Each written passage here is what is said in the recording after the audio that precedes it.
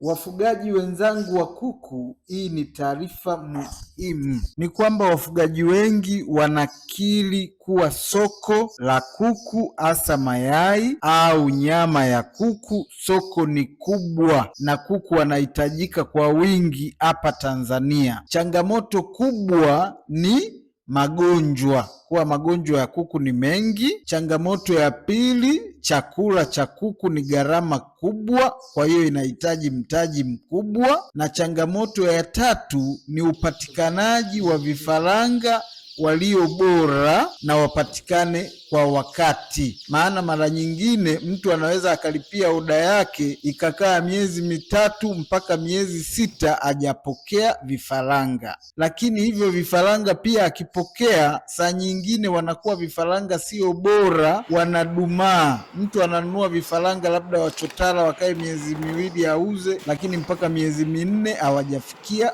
wakati wa kwenda sokoni. Sasa hizi ni changamoto kubwa zinazosumbua wafugaji wa kuku. Tufanye nini ili kutatua hizi changamoto za kuku?